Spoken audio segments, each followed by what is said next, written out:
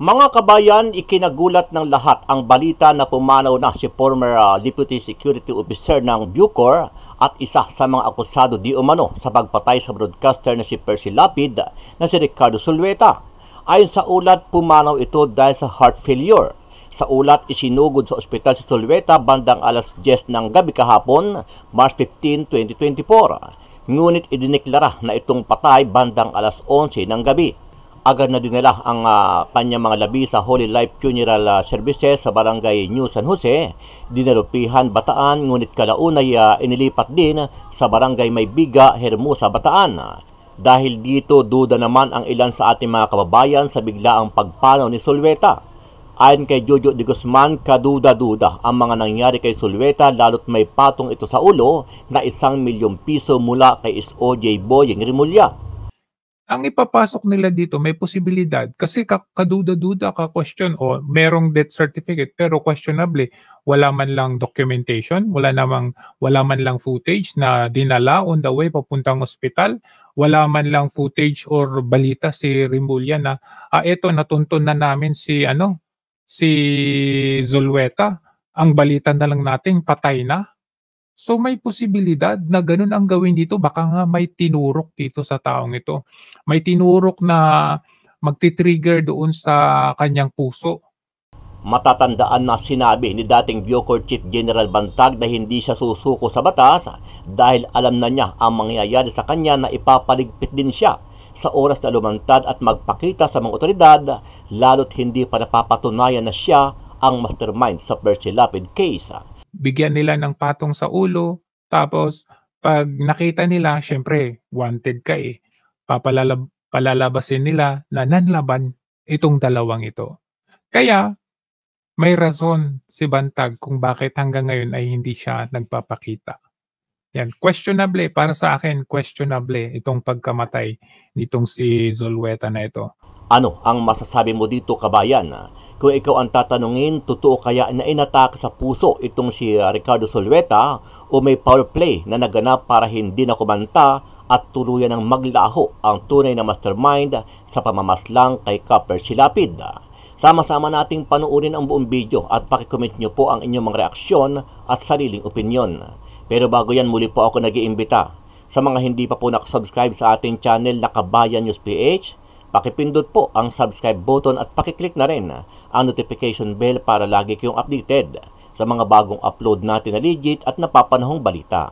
Maraming pong salamat. Pumanaw na si Ricardo Zulueta, ang isang akusado sa pagpatay sa Batikan na mamamahayag na si Percy Lapid. Ito ay matapos ang pag-uulat na nagkaroon ito ng heart failure kahapon, March 16.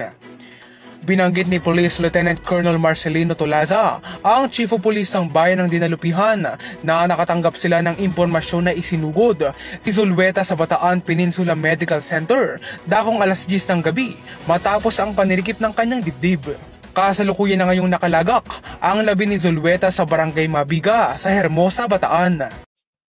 Okay, kapapasok na balita. Ito, tingnan natin. Panaw na ang dating Deputy Security Officer ng Bureau of Corrections na si Ricardo Zulueta. Isa siya Ano sa palagay nyo? sa mga pangunahing akusado kasama si dating Bucor Chief Gerald Bantag. Ayan, so tignan natin sa Bataan, March 16. Kahapon lamang, 42. Ala, ang bata. Pagpatay sa mamahayag na si Percival Mabasa. Okay, alamin natin kung ano yung dahilan. Cause of bilang death. Percy Lapid. Ayon sa hepe ng pulis ng Dinalupihan, Bataan. Hepe ng pulis ng Dinalupan, Bataan.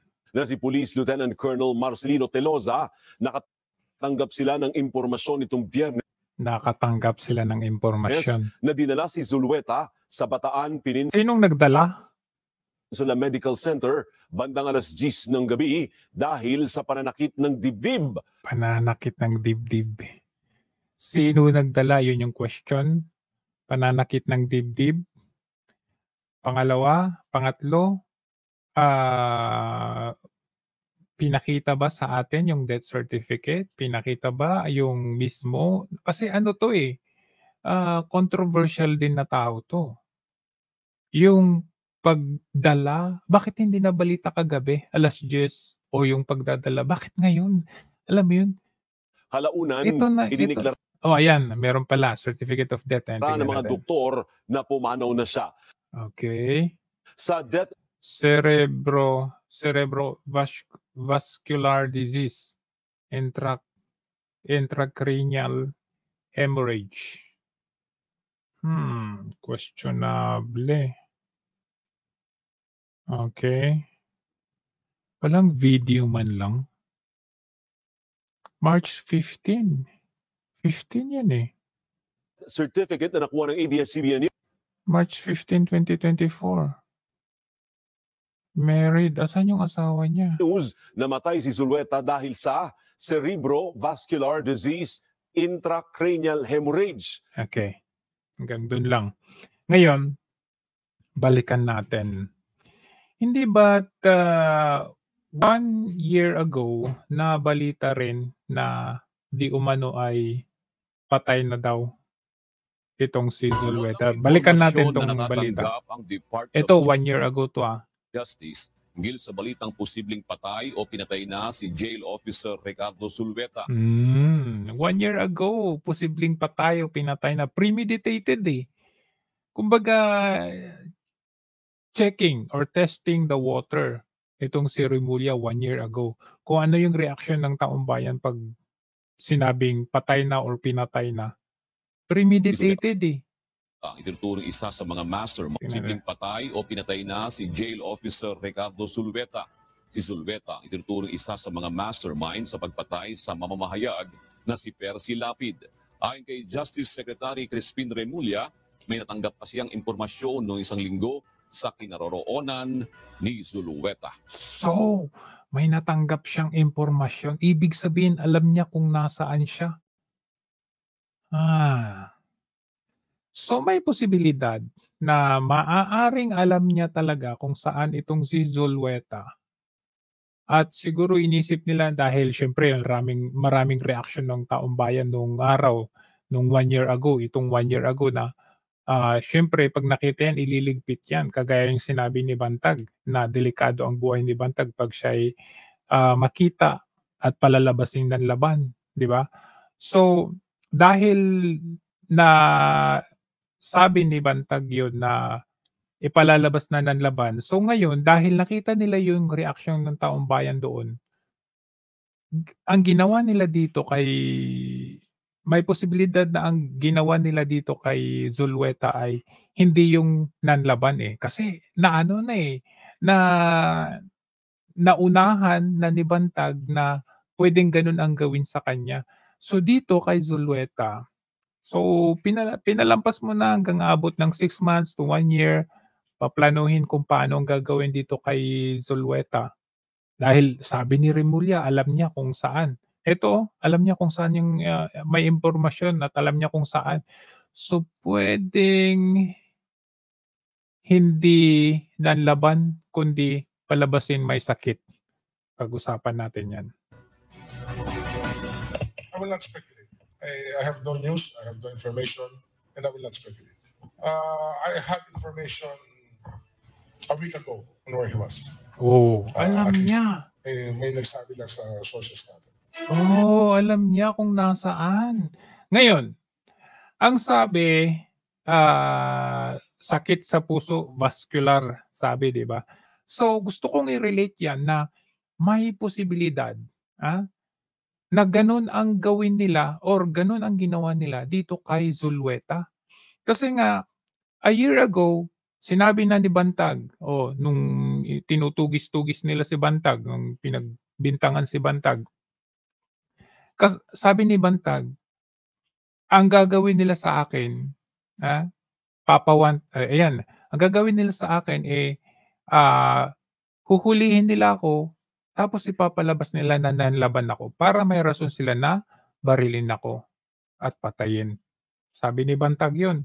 So negative yun sa mga taong bayan. Kumbaga in the eyes of the public, nagkaroon ng rage ang public kay Remulla sa DOJ, kay Abalos. So may posibilidad na tanggal na yun sa picture ng kanilang estratehiya. So ngayon, ang ipapasok nila dito may posibilidad kasi kaduda-duda ka-question o merong death certificate pero questionably wala man lang documentation, wala man lang footage na dinala on the way papuntang ospital, wala man lang footage or balita si Rimulya na eto natuntun na namin si Zulueta. Ang balita na lang natin patay na. So may posibilidad na ganun ang gawin dito, baka nga may tinurok dito sa taong ito. May tinurok na magti-trigger doon sa kanyang puso. Bigyan nila ng patong sa ulo, tapos 'pag nakita nila siyempre wanted ka, eh. Palalabasin nila na nanlaban itong dalawang ito. Kaya may rason si Bantag kung bakit hanggang ngayon ay hindi siya nagpapakita. Yan, questionable para sa akin, questionable itong pagkamatay nitong si Zulueta na ito. Walang documentation or footage or whatever videos na pinakita ito, nahuli na, nakita na natin, natuntun na natin, tapos ang balita agad patay na. Questionable yan talaga.